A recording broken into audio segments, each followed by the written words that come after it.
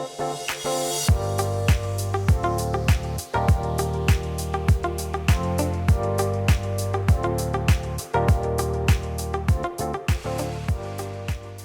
there, Hilary here for Waterlogged on behalf of SaltwaterAquarium.com.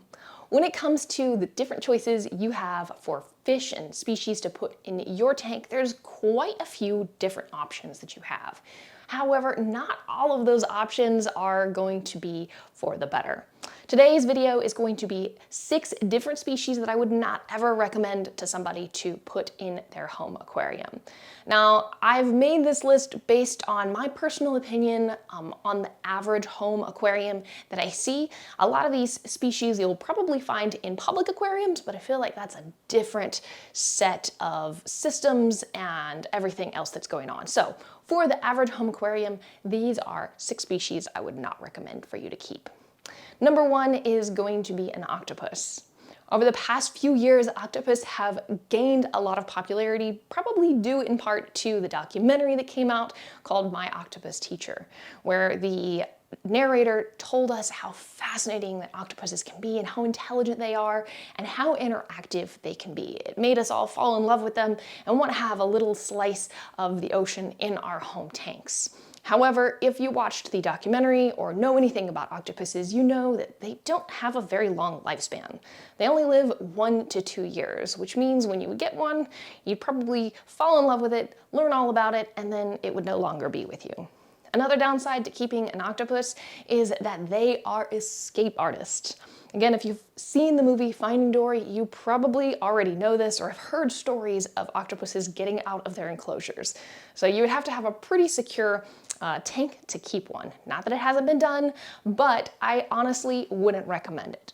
Now, if you would like to have an interactive creature that you can just really see the intelligence of it, I would recommend that you consider one of the fish in the pufferfish group. Honestly, they have amazing personalities, they're incredibly intelligent, and you can even teach them tricks and you can watch them learn. So while it's not quite an octopus, they do have a lot of personality and they're a lot of fun to keep. Okay, let's move on to the second species on my list, and that is a stingray. Now you might be saying, hey Hilary, I've seen some small ray species that are available at my local fish store, but I'm still gonna tell you, I wouldn't recommend it. They can be really fun and exciting to keep, but they are very, very messy species. Just the number and the kind of food that you have to feed them and the way that they eat it, they make a pretty big mess, which means you're gonna have to have some serious filtration on your tank, and you'll likely always be battling some high nutrients. Now, I know they are really cool, which is why I have this recommendation, and that is a flounder. Now, most of the flounders that I've seen for sale, there haven't been that many of them, but I feel like they're gaining popularity. They are more of cold water species, but just like stingrays, they're gonna hang out on the bottom. Their little eyes will pop up above the surface, or as they kind of bury in, make you find them. They are really interesting species and might be a good substitute instead of keeping a stingray in your tank. Okay, so you know I've mentioned stingrays. The next one on my list, you probably won't be surprised, I'm going to say a shark. Now I know people have kept sharks in home aquariums, I've got some good friends that have, but I personally wouldn't recommend it. Some of the requirements that you need to care for these species and the compatibility when it comes to keeping them with other species can be a little bit tricky sometimes. Just like stingrays, sharks can be really messy eaters, which means you're gonna have to constantly battle those nutrients. Now, sharks also are gonna need a lot of space, just like stingrays do, and again, it's not something that I typically see in the average home aquarium. Now, if you are interested in keeping a shark, but not really sure, something that isn't quite as much of a commitment, and I know this one's a stretch, but I would say a large hermit crab. Hermit crabs are fascinating. They're going to keep your tank clean, they're going to eat detritus, but they're also a pretty intense predator. It's really cool to watch them scavenge for food. They can smell it and go after it in the tank, much like you would see a shark picking up a smell and going after some food in your tank. So if you're thinking about a shark, maybe redirect your attention to one of those really interesting larger hermit crab species. Okay, the Fourth item today on my list is going to be moray eels. I wish I could recommend them because they are fascinating creatures. However, they really just get too big to safely recommend for home aquariums. Now, a lot of times you'll see them in public aquariums and they get to be pretty large, and that's a great place for them. So if you love the look of moray eels, maybe consider a smaller species like the snowflake. I know a lot of people that keep these guys and they get along great with all sorts of tank inhabitants, and a lot of times they have them target trained, so they'll come up and they can take food from tongs, so you can even learn to target feed them as well. Just not such a large species as you would have the moray. Okay, next up on my list is going to be a batfish.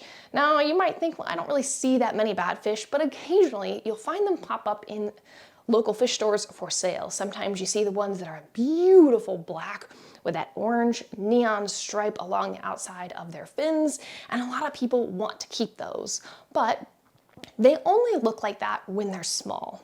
As they get older, they change shape and they change color, and that vibrant black with the neon orange completely goes away. A lot of times they turn into these big like dinner plate sized silverfish that really just aren't the most attractive fish.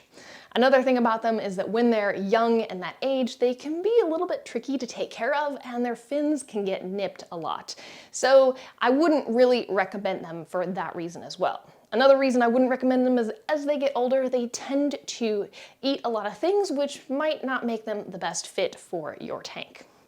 Now, one swap that I would recommend, if you like that color, that bright black and the neon orange, maybe consider something like a gem tang. They're jet black with all of those little white spots, or even a marine betta, another fish that fits the bill for that dark coloration. Now, if the orange is what drew your attention, maybe consider something like an Achilles tang. Now, with any fish that you're adding to your tank, always make sure to do your research and check to make sure that they're compatible with what you already have and what you want to keep. Okay, last fish on my list today is going to be a pilot fish or a trevally fish. This is another fish that I don't see that often, but occasionally you do spot them for sale at local fish stores, and when they're young, they are gorgeous. They are bright yellow, probably about this size, and they're just really fun, colorful fish. However, this is another species just like the batfish that don't stay small. They actually get to be pretty sizable. If you've ever seen some of the, I believe it's Blue Planet, has a video where a trevally is jumping out of the water and catching a bird in its mouth. Same species that starts out this small can be this big, if not larger. So wouldn't recommend those in a home aquarium. They're just gonna get way too big and they grow really fast. But if you like them because of their bright color, I would maybe recommend something like a yellow tang. Now, if you can't get yourself a yellow tang, maybe consider something like a lemon peel angel or another bright yellow colored fish that will stay significantly smaller than those pilot fish will. All right, that is going to wrap up this video. I'm curious, have I listed off all the fish that you would not recommend for people, or did I forget something? Which fish do you tell people to avoid when it comes to picking out fish for their tank? Leave a comment, let me know. Okay, this has been Hilary for Waterlogged on behalf of SaltwaterAquarium.com. Thank you so much for watching, and I'll see you next time.